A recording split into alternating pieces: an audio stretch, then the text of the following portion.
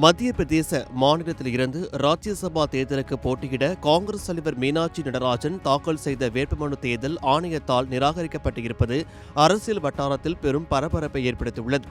அவர் தன் மீதான ஒரு வழக்கு குறித்த விவரங்களை தன்னுடைய வேட்புமனு பிரமாண பத்திரத்தில் மறைத்துவிட்டார் என்று பாஜக அளித்த புகாரின் அடிப்படையில் இந்த நடவடிக்கை தேர்தல் ஆணையத்தால் எடுக்கப்பட்டுள்ளது.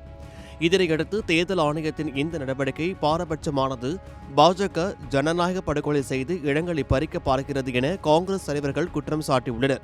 பதிலுக்கு பாஜக சட்டத்தின் முன் அனைவரும் சமம், தன் மீதான நீதிமன்ற நடைமுறைகளை மறைத்து மக்கள் பிரதிநிதித்துவ சட்டத்தின்படி தவறு, உச்சநீதிமன்ற விதிமுறைகளின்படியே தேர்தல் அதிகாரி இந்த தகுதியான நடவடிக்கையை எடுத்துள்ளார் என்று பதிலடி கொடுத்துள்ளது. இந்நிலையில் காங்கிரஸ் கட்சிக்கு ராஜ்யசபா எம்பி சீட் பறிப்போய் இருப்பது குறித்து திமுக எம்பியும் வழக்கறிஞருமான வில்சன் சமூக வலைதளத்தில் பதிவிட்டிருக்கிறார். அதில் 2026 தமிழ்நாடு சட்டமன்ற தேர்தல் கூட்டணி ஒப்பந்தத்தின் ஒரு பகுதியாக எங்கள் தலைவர் ஸ்டாலின் அவர்கள் காங்கிரஸ் கட்சிக்கு ஒரு ராஜ்யசபா எம்பி இடத்தை ஒதுக்கிய போது காங்கிரஸ் வேட்பாளருக்கு வேட்புமனு படிவங்களை நிரப்புவதிலும் அதன் பரிசீலனையிலும் திமுக தரப்பிலிருந்து முழு உதவி கிடைப்பதை அவர் உறுதி செய்தார். அந்த வேட்பாளரின் வெற்றி அறிவிக்கப்படும் வரை அவருடனேயே இருக்குமாறு எங்களுக்கு அவர் உத்தரவிட்டார். எங்கள் தலைவர் உங்கள் வேட்பாளர்களை தன் சொந்த வேட்பாளர்களைப் போல அன்போடும் பாசத்தோடும் நடத்தினார்.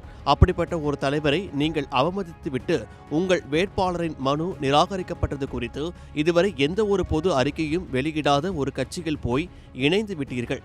முதலமைச்சர் விஜய் அவர்கள் ஒருபோதும் பாஜகவிற்கு எதிராக பேச மாட்டார். ராகுல் காந்தி ஜி 2029 தேர்தலுக்கு வாழ்த்துக்கள், இவ்வாறு கிண்டலடித்து இருக்கிறார்.